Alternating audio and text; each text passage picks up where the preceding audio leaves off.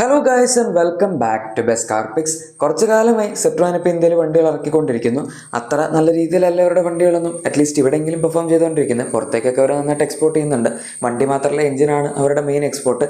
ഇവിടെ ഉണ്ടാക്കിയ വണ്ടികൾ അവർ വേറെ പുറത്തേക്ക് ഇഷ്ടംപോലെ അയക്കുന്നുണ്ട്. അങ്ങനെ നല്ല പ്രോഫിറ്റ് ഉണ്ടാക്കുന്ന ഒരു കമ്പനിയാണ് ഇന്ത്യയിലെ സെട്രോൻ. പണ്ട് ഫിയറ്റൊക്കെ എഞ്ചിൻ ഉണ്ടാക്കി എക്സ്പോർട്ട് ചെയ്യില്ലായിരുന്നു, ഓർ എഞ്ചിൻ ഉണ്ടാക്കി ഇവിടെ തന്നെ കൊടുക്കില്ലായിരുന്നു. ഏകദേശം ആ ഒരു പരിപാടി.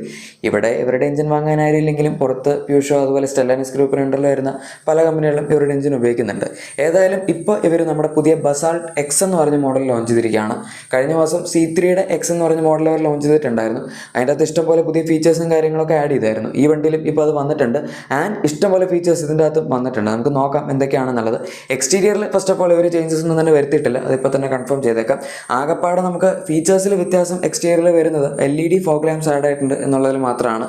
നേരത്തെയും LED പ്രൊജക്ടർ ഹെഡ്ലൈറ്റ്സ് ഒക്കെ ഈ വണ്ടിയിലാണ് ആദ്യമായിട്ട് സെട്രോൻ കൊണ്ടുവന്നത്. അത് വേറെ ഹാലജൻ ആയിരുന്നു. ഏതായാലും അത് ഈ വണ്ടി എപ്പോഴേക്കും മാറി ഫുൾ LED ആയി. പക്ഷേ ഇപ്രാവശ്യം ഫോഗ് ലൈറ്റും കൂടെ അവർ ഈ ഒരു എക്സ് എന്ന് പറഞ്ഞ മോഡലിൽ LED ആക്കിയിട്ടുണ്ട്.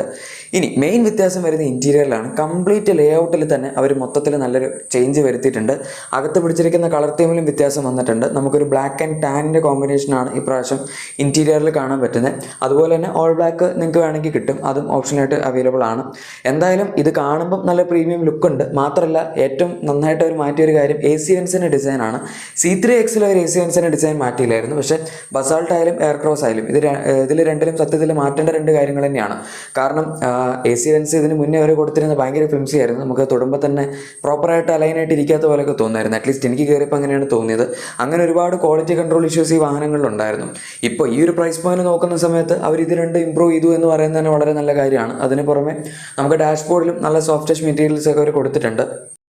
ഇതിലിപ്പോൾ നമ്മൾ ഈ ഡാഷ്ബോർഡിൽ കാണുന്ന ടാൻ കളർ മെറ്റീരിയൽ എല്ലാം സോഫ്റ്റ് ടച്ച് ഫിനിഷിലാണ് വന്നിരിക്കുന്നത്. സോ അഗൈൻ നല്ലൊരു ഇമ്പ്രൂവ്മെൻ്റ് ആയിട്ട് നമുക്കത് പറയാം. അതുമാത്രമല്ല ഫീച്ചേഴ്സും അഡീഷണൽ ആഡ് ആയിട്ടുണ്ട്. ഫോർ എക്സാമ്പിൾ ക്രൂസ് കൺട്രോൾ ഇപ്പോൾ ഇതിനകത്ത് ആഡ് ആയിട്ടുണ്ട്. കുറേ കാലമായിട്ട് ആൾക്കാർ ചോദിച്ചുകൊണ്ടിരുന്നൊരു ഫീച്ചറാണ് എന്താണ് ഈ പ്രൈസ് പോയിന്റിൽ ക്രൂസ് കൺട്രോൾ ഇല്ലാത്തത് എന്നുള്ളത്. എന്തായാലും ഫൈനലി അത് വന്നിട്ടുണ്ട്.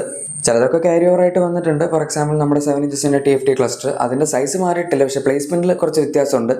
ഇപ്പോൾ ഒരു എക്സ്ട്രാ പ്രൊട്രൂഡ് ചെയ്ത് നിൽക്കുന്ന സാധനം പോലെയാണ് കൊടുത്തിരിക്കുന്നത്. നേരത്തെ അത് അങ്ങനെ അല്ലായിരുന്നു. അത് ഡാഷ്ബോർഡിൻ്റെ ഡിസൈനിൽ വന്നിരിക്കുന്ന ചേഞ്ചസ് കാരണമാണ്. ഇനി അടുത്തത് ഫ്രണ്ട് വെന്റിലേറ്റഡ് സീറ്റ്സ് ആണ്. ലെതറഡ് സീറ്റ്സ് അവർ കൊടുത്തിട്ടുണ്ട്, അതൊരു കാര്യം. പിന്നെ നമുക്ക് ആ ഒരു മൾട്ടി ടോൺ, അതായത് ബ്ലാക്കിൻ്റെ ടാൻ ടൈം ഫിനിഷ് സീറ്റ്സിൻ്റെ ഡിസൈനിൽ കാണാൻ പറ്റും. ഇവർ വെന്റിലേറ്റഡ് സീറ്റ്സ് കൊടുക്കുന്ന സത്യം പറഞ്ഞാൽ ഞാൻ പ്രതീക്ഷിച്ചില്ലായിരുന്നു. അതൊരു അൺഎക്സ്പെക്റ്റഡ് ഫീച്ചറായി പോയി. ഫ്രണ്ടിൽ മാത്രമേ ഉള്ളൂ, ബാക്കിലില്ല. ബട്ട് അഗെയിൻ ബാക്കിൽ ആകെപ്പാടെ ഇപ്പോൾ സെറോസിൽ മാത്രമേ ഉള്ളൂ. അല്ലെ പിന്നെ ക്യാപ്റ്റൻ സീറ്റ്സ് ഉള്ള വണ്ടിയൊക്കെ വേണം. അങ്ങനെ നോക്കുമ്പോൾ വളരെ നല്ലൊരു എഡീഷൻ തന്നെയാണ് ഈ വെന്റിലേറ്റഡ് സീറ്റ്സ് എന്ന് നമുക്ക് തീർച്ചയായും പറയാം. പിന്നെ ഇതിനകത്ത് പുഷ് ബട്ടൺ സ്റ്റാർട്ട് വന്നിട്ടുണ്ട്. അത് C3യിൽ വന്നത് തന്നെയാണ്. C3 എക്സിൽ വന്നല്ലോ. നമ്മൾ വണ്ടിയുടെ അടുത്തോട്ട് വന്നു കഴിഞ്ഞാൽ വണ്ടി തന്നെ അൺലോക്ക് ആവും. ദൂരേക്ക് പോയി കഴിഞ്ഞാൽ വണ്ടി തന്നെ ലോക്ക് ആവും. നിങ്ങൾക്ക് അഡീഷണൽ പ്രോക്സിമിറ്റി സെൻസർ അല്ലെങ്കിൽ നമ്മുടെ റിക്വസ്റ്റ് സെൻസറിൻ്റെ ഒന്നും ആവശ്യമില്ല. പിന്നെ ഇതിന് ബട്ടൻ്റെ പ്ലേസ്മെൻറ്റ് ആണെങ്കിലും സ്റ്റിയറിംഗ് വീലിൻ്റെ റൈറ്റ് സൈഡിൽ ആ ഒരു സ്റ്റിച്ചിങ്ങിൻ്റെ അകത്തായിട്ടാണ് കൊടുത്തിരിക്കുന്നത്. അതും കാണാൻ അത്യാവശ്യം രസമുണ്ട്. ഇനി ബാക്കിലത്തെ സീറ്റ്സ് നിങ്ങൾക്ക് നോക്കാം. സീറ്റ്സിൻ്റെ ലേഔട്ടിലൊന്നും പ്രത്യേകിച്ച് വ്യത്യാസമൊന്നുമില്ല, പക്ഷേ ആ ഒരു കളർ കോമ്പിനേഷനിൽ വ്യത്യാസം വന്നിട്ടുണ്ട്. അതുകൊണ്ട് കാണാൻ നല്ല രസമുണ്ട്. മാത്രമല്ല 3 പോയിന്റ് സീറ്റ് ബെൽറ്റ്സ്, അതുപോലെ ബാക്കിൽ ആംറസ്റ്റ് തുടങ്ങിയ കാര്യങ്ങളൊക്കെ നമുക്ക് ഇപ്പോഴും അവൈലബിൾ ആണ്. നടുവിൽ ഹെഡ്റസ്റ്റ് അവർ ചെറിയൊരു സാധനം മാത്രമേ കൊടുത്തിട്ടുള്ളൂ, ഫിക്സ്ഡ് ആണ്. അതും ഹെഡ്റസ്റ്റ് എന്നൊന്നും പ്രോപ്പറായിട്ട് പറയാൻ പറ്റില്ല. നടുവിൽ വേണമെങ്കിൽ അഡ്ജസ്റ്റബിൾ ഹെഡ്റസ്റ്റ് കൊടുക്കായിരുന്നു. പക്ഷേ എന്തായാലും സൈഡിൽ വരുന്ന ഹെഡ്റസ്റ്റിൽ നമുക്ക് ഇപ്പോഴും ആ ഒരു അത്യാവശ്യം നല്ല സപ്പോർട്ടീവ് ആയിട്ടുള്ള ചെറിയ എക്സ്റ്റൻഷൻസ് ഒക്കെ ഉള്ള പോലത്തെ സാധനമാണ് കിട്ടുന്നത്. അത് കാണാനും രസമുണ്ട്, അത്യാവശ്യം സപ്പോർട്ടീവ് ആണത്. ഇനി അടുത്തത് fast charging Type-C USB ports ആണ്. ഇതിൻ്റെ അകത്ത് ഇത്രയും കാലം ഇതിപ്പോൾ ബാക്കിൽ 2 പുതിയതായിട്ട് വന്നിട്ടുണ്ട്. Type-C ഉണ്ടായിരുന്നെന്ന് തോന്നുന്നു, പക്ഷേ ഫാസ്റ്റ് ചാർജിങ് ഒന്നും അല്ലായിരുന്നു. ഇത് ഇപ്പോൾ എത്ര വോട്ടാണ് സപ്പോർട്ട് ചെയ്യുന്നതെന്നൊന്നും സെട്രോൻ പറഞ്ഞിട്ടില്ല. പക്ഷേ ഏതായാലും ബാക്കിൽ 2 Type-C ചാർജിങ് പോയിന്റ്സ് വന്നിട്ടുണ്ട്. ഇനി അടുത്ത ചേഞ്ച് വന്നിരിക്കുന്നത് ഓട്ടോ ഡിമിങ് IR ഗെയിംസ് ആണ്. യെസ്, അതും ഇതിൻ്റെ അകത്ത് അവർ ആഡ് ചെയ്തിട്ടുണ്ട്. വളരെ നല്ല കാര്യം. ഇതൊന്നും സത്യം പറഞ്ഞ് വരുമെന്ന് പ്രതീക്ഷിച്ചില്ലായിരുന്നു. ആദ്യം ഇവർ C3 ഇറക്കിയ സമയത്ത് ഈ വണ്ടിയിൽ മാനുവൽ ഡേ നൈറ്റ് IR ഗെയിംസ് പോലും ഇല്ലായിരുന്നു. ആ അവസ്ഥയിൽ നിന്നാണ് അവർ at least manual day night IR ഗെയിംസിലേക്കെങ്കിലും വന്ന് ഇപ്പോൾ ഫൈനലി ഓട്ടോ ഡിമിങ് വരെ എത്തിയിട്ടുണ്ട്. അതുപോലെ നമുക്കിതിൻ്റെ അകത്ത് 360° ക്യാമറ ഓപ്ഷണൽ ആക്സസറി ആയിട്ട് കിട്ടുന്നുണ്ട്. 25,000 രൂപ നിങ്ങൾ അഡീഷണൽ കൊടുക്കണം ഇത് കിട്ടണമെങ്കിൽ. ടോപ്പ് എൻഡിൽ മാത്രമേ ഓപ്ഷണലായിട്ട് കൊടുക്കുന്നുള്ളൂ. അതിന് താഴത്തെ അതായത് U+ മാക്സ് 3 വേരിയൻസ് ആണ് വരുന്നത്. അതിൻ്റെ അകത്ത് മാക്സ് എന്ന് പറഞ്ഞ വേരിയൻറ്റിൽ മാത്രമാണ് നമുക്ക് 360° ക്യാമറയുടെ ഓപ്ഷൻ വരുന്നത്. ബട്ട് അറ്റ്ലീസ്റ്റ് ഓപ്ഷണലായിട്ടാണെങ്കിലും അവരത് കൊടുക്കുന്നുണ്ടല്ലോ. അതുകൊണ്ട് അതൊരു നല്ല കാര്യമാണ്. ഈ പ്രൈസ് പോയിന്റിൽ ഒട്ടുമിക്ക എല്ലാ വണ്ടിയിലും കിട്ടുന്ന സാധനം കൂടിയാണ്. പിന്നെ ഇൻഫോർടൈൻമെന്റ് സിസ്റ്റത്തിൻ്റെ സൈസിലൊന്നും വ്യത്യാസമില്ല. 10.1 ഇഞ്ചസിൻ്റെ wireless Android auto, Apple CarPlay അതൊക്കെ സപ്പോർട്ട് ചെയ്യുന്ന ഇൻഫോർടൈൻമെന്റ് സിസ്റ്റം തന്നെയാണ്. പക്ഷേ വ്യത്യാസം വന്നിരിക്കുന്ന ഇവരുടെ പുതിയ AI അസിസ്റ്റൻറ്റിലാണ്. കാര എന്ന് പറഞ്ഞൊരു AI അസിസ്റ്റൻ്റ് ഇപ്പോൾ സെട്രോൻ ഇൻട്രൊഡ്യൂസ് ചെയ്തിട്ടുണ്ട്. ഇതിനകത്ത് ഒരുപാട് സംഭവങ്ങൾ നമുക്ക് ചെയ്യാൻ പറ്റും എന്നാണ് പറയുന്നത്. എഗെയിൻ എല്ലാ കമ്പനികളും പറയുന്ന പോലെ തന്നെ. പക്ഷേ ഇതിനകത്ത് AI ഇൻ്റഗ്രേഷൻ നന്നായിട്ടാണ് നടത്തിയിരിക്കുന്നതെന്നാണ് സെട്രോൻ അവകാശപ്പെടുന്നത്. എന്തായാലും അത് നമുക്ക് നോക്കാം.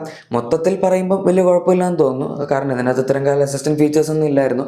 സാധാരണ കമ്പനികളൊക്കെ അലക്സ സപ്പോർട്ടൊക്കെയാണ് കൊടുക്കാറ്. അവരെന്തായാലും സ്വന്തമായിട്ടൊരു സാധനം കൊടുത്തു. ഇനി സേഫ്റ്റി ഫീച്ചേഴ്സ് ആയിട്ട് പറയുകയാണെങ്കിൽ നമുക്ക് സ്റ്റാൻഡേർഡ് ആയിട്ട് 6 എയർ ബാഗ്സ് കിട്ടുന്നുണ്ട്. ഏത് വേരിയൻ്റ് എടുത്താലും അതുണ്ടാവും. അതുപോലെ ESP, ട്രാക്ഷൻ കൺട്രോൾ, TPMS എന്ന് പറയേണ്ട എല്ലാ സേഫ്റ്റി ഫീച്ചേഴ്സും ഉണ്ട്. അതിനൊക്കെ പുറമെ ഈ വണ്ടി ഭാരത് എൻക്യാപ്പിൽ 4 സ്റ്റാർ സേഫ്റ്റി റേറ്റിംഗ് വാങ്ങിയിട്ടുള്ളതാണ്. അതുകൊണ്ട് ഓവറോൾ സേഫ്റ്റിയുടെ കാര്യം എടുക്കുന്ന സമയത്ത് പ്രത്യേകിച്ച് വലിയ കോംപ്രമൈസ് ഒന്നും വരുത്തിയിട്ടില്ല എന്ന് പറയാം. ഇനി നേരത്തെ പറഞ്ഞ പോലെ ഇതിൻ്റെ അകത്ത് നമുക്ക് ഇപ്പോഴും 3 വേരിയൻസ് തന്നെയാണ് കിട്ടുന്നത്. ആ 3 വേരിയൻസിൽ താഴത്തെ 2 വേരിയൻസിലും 1.2 NA പെട്രോൾ എഞ്ചിൻ കിട്ടുന്നുണ്ട്. അതായത് നാച്ചുറലി ആസ്പിറേറ്റഡ് 3 സിലിണ്ടർ പെട്രോൾ എഞ്ചിനാണ്. 82 PS പവറും 115 Nm ടോർക്കാണ് ജനറേറ്റ് ചെയ്യുന്നത്. അതിൻ്റെ മുകളിലത്തെ വേരിയൻസ് അതായത് നമ്മുടെ പ്ലസും മാക്സിലും നമുക്ക് 1.2 ലിറ്റർ ടർബോ പെട്രോൾ എഞ്ചിനാണ് കിട്ടുന്നത്. 110 bhp 190 Nm ടോർക്കാണ് ജനറേറ്റ് ചെയ്യുന്നത്. ഓട്ടോമാറ്റിക് ആണെങ്കിൽ 205 Nm ടോർക്കിലേക്ക് പോകും. ഇപ്പോഴും ഇവർ നമ്മുടെ 1.2 NAയിൽ ഓട്ടോമാറ്റിക് കൊടുക്കുന്നില്ല. അത് C3 ശരിക്കും കൊടുക്കേണ്ടത്. പസാൾട്ടിൽ പിന്നെ ഓക്കെയാണ്, കാരണം ടർബോ പെട്രോൾ ആൾക്കാർ വാങ്ങാനുണ്ടാവും. അതും ആ പ്രൈസ് പോയിന്റും ഭയങ്കര ഹൈ ഒന്നും അല്ല. ഒരു ഡീസൻ്റ് ആയിട്ടുള്ള പ്രൈസ് പോയിന്റിലാണ് അവർ ഇറക്കിയിരിക്കുന്നത്. പ്രൈസിലേക്ക് ഞാൻ വരാം. ഏതായാലും മൊത്തത്തിൽ നോക്കുന്ന സമയത്ത് എഞ്ചിൻ ഓപ്ഷൻസിൻ്റെ കേസിൽ പ്രത്യേകിച്ച് കോംപ്രമൈസ് ഇല്ല. 6 സ്പീഡ് ടോക്കൺ മോട്ടർ ഓട്ടോമാറ്റിക് ആണ് ഇവർ ഇതിൻ്റെ 1.2 ടർബോയുടെ കൂടെയും കൊടുക്കുന്നത്. ഇനി ബേസ് മോഡലിൽ സ്റ്റാർട്ടിംഗ് പ്രൈസ് 5000 രൂപ കുറച്ചിട്ടുണ്ട്. അതെന്തിനാണെന്ന് എനിക്കറിയില്ല. ഏതായാലും 7.95 lakhsലാണ് ഇപ്പോൾ ഇതിൻ്റെ U എന്ന് പറഞ്ഞ 1.2 NA മോഡലിൻ്റെ പ്രൈസ് സ്റ്റാർട്ട് ചെയ്യുന്നത്. അതിൻ്റെ മുകളിൽ പ്ലസ് എന്ന് പറഞ്ഞ വേരിയൻറ്റ് വരുന്നുണ്ട്. അതും NA പെട്രോളാണ്. 9.42 lakhs എക്സ്ഷോറൂം പ്രൈസിൽ വന്നിരിക്കുന്നത്. ഇനി അതിൻ്റെ മുകളിലേക്കാണ് നമുക്ക് ടർബോ പെട്രോളിൻ്റെ ഓപ്ഷൻസ് കിട്ടി തുടങ്ങുന്നത്. 10.82 lakhs ആണ് ഈ വണ്ടിയുടെ 1.2 ടർബോ പെട്രോൾ മാനുവലിൻ്റെ എക്സ്ഷോറൂം പ്രൈസ് വരുന്നത്. അതിൻ്റെ തന്നെ ഓട്ടോമാറ്റിക് ആണെങ്കിൽ 12.07 lakhsലേക്ക് എക്സ്ഷോറൂം പ്രൈസ് പോകും. അതായത് 1.25 ലക്ഷം രൂപയുടെ അടുത്ത് വ്യത്യാസമുണ്ട് എന്ന് പറയാം. ഇനി അടുത്ത മാക്സ് എന്ന് പറഞ്ഞ വേരിയൻറ്റിൽ നമുക്ക് 11.63 lakhs ആണ് മാനുവലിൻ്റെ പ്രൈസ് സ്റ്റാർട്ട് ചെയ്യുന്നത്. അതുപോലെ ഓട്ടോമാറ്റിക് ആണെങ്കിൽ 12.9 lakhs വരെ പ്രൈസ് പോകുന്നുണ്ട്. അവിടെയും 1.25 ലക്ഷം രൂപയ്ക്ക് കുറച്ചുകൊണ്ട് മുകളിൽ വ്യത്യാസമുണ്ട്. പിന്നെ ഇതിൻ്റെ അകത്ത് തന്നെ നിങ്ങൾ 21,000 എക്സ്ട്രാ കൊടുക്കുകയാണെങ്കിൽ ഡുവൽ ടോൺ കളർ ഓപ്ഷൻസ് കിട്ടും. അതുപോലെ നേരത്തെ പറഞ്ഞ പോലെ 25,000 രൂപ അഡീഷണൽ നമുക്ക് 360 ഡിഗ്രി പാർക്കിംഗ് ക്യാമറയും കിട്ടും. ഇതാണ് ഈ വണ്ടിയുടെ പ്രൈസ് വരുന്നത്. 12.9 lakhs എക്സ്ഷോറൂം ടോപ്പ് എൻഡിൽ എന്നൊക്കെ പറഞ്ഞാൽ എന്തായാലും ഒരു രീതിയിൽ നോക്കുമ്പോൾ വളരെ കുറവാണ്. കാരണം നമ്മുടെ ഈ അബോഫോമീറ്റർ ഇപ്പോൾ ക്രെറ്റ ആയിക്കോട്ടെ, ഗ്രാൻഡ് വിറ്റാര, ഇതിൻ്റെയൊക്കെ ഏകദേശം പ്രൈസ് സ്റ്റാർട്ട് ചെയ്യുന്നതിന് 11.5 ലക്ഷം രൂപയ്ക്കാണ്. അതും 1.5 NA മാനുവലിൻ്റെ പ്രൈസ്. ഈ വണ്ടി നമുക്ക് പക്ഷേ ഏറ്റവും ടോപ്പ് എൻഡ് മാനുവൽ, അതും ടർബോ പെട്രോൾ എഞ്ചിൻ വെച്ച് അതിനേക്കാളൊക്കെ ഭയങ്കര ഫാസ്റ്റാണ് ഈ വണ്ടി. കാരണം വെയിറ്റ് കുറവാണ്. പിന്നെ എഞ്ചിൻ അത്യാവശ്യം നല്ലതാണ്. പൊതുവേ ഒരു ഇച്ചിരി സൗണ്ട് കൂടുതലാണെന്നുള്ള ഒഴിച്ച് നിർത്തി കഴിഞ്ഞാൽ നല്ല എഞ്ചിനാണ് ഇവർ കൊടുക്കുന്നത്. ആ പ്രൈസിലാണ് ഈ വണ്ടിയുടെ നമുക്ക് അതായത് ടോപ്പ് എൻഡ് മാനുവൽ കിട്ടുന്നത്. ടോപ്പ് എൻഡ് ഓട്ടോമാറ്റിക് ആണെങ്കിൽ പോലും 12.9 lakhs എക്സ്ഷോർ എന്ന് പറയുന്നത് ഒട്ടും മോശമല്ല. അതിൻ്റെ കൂടെ നിങ്ങളിനിയിപ്പം 360 ഡിഗ്രി ക്യാമറ ആഡ് ചെയ്ത് ഡ്യുവൽ ടോൺ ആഡ് ചെയ്യുകയാണെങ്കിൽ പോലും 50,000 രൂപയുടെ അടുത്ത് നമ്മൾ ഓൺ റോഡ് വരുമ്പോഴേക്കും ഏകദേശം ആ ഒരു അഡീഷണൽ പ്രൈസ് വരുന്നുള്ളൂ. സ്റ്റിൽ വലിയ കുഴപ്പമില്ല. അതായത് 13.4 ലക്ഷം രൂപ എക്സ്ഷോറൂമിൻ്റെ അടുത്ത് പറയാം. സത്യം പറഞ്ഞ് ഇവർ ഇതിൻ്റെ പ്രൈസ് അധികം കൂട്ടിയിട്ടൊന്നുമില്ല. പണ്ടുണ്ടായിരുന്ന പോലൊക്കെ തന്നെയാണ് ഇപ്പോഴുള്ളത്. അഡീഷണൽ ഫീച്ചേഴ്സ് വന്നെന്നുള്ളൊരു വ്യത്യാസമുള്ളൂ. ഏതായാലും നിങ്ങളുടെ അഭിപ്രായം ഈ വണ്ടിയെ പറ്റിയുള്ള താഴെ കമൻസിൽ പറയാം. നിങ്ങളുടെ എക്സിസ്റ്റിംഗ് വാഹനത്തിന് എന്തെങ്കിലും ചെറിയ ആക്സറീസ്, ക്ലീനിങ് പ്രൊഡക്ട്സ് ഒക്കെ ആണെങ്കിൽ നമ്മുടെ ഡിസ്ക്രിപ്ഷൻ അല്ലെങ്കിൽ പ്രൊഡക്ട്സ് ടാഗ് ചെക്കൗട്ട് ചെയ്തേക്കാം. വീഡിയോ ഇഷ്ടപ്പെട്ടെങ്കിൽ ഉറപ്പായിട്ടും ലൈക്കും സബ്സ്ക്രൈബും ഷെയറും കൂടെ ചെയ്ത് നമ്മളെ സപ്പോർട്ട് ചെയ്യുക. Thank you for watching my video and good bye.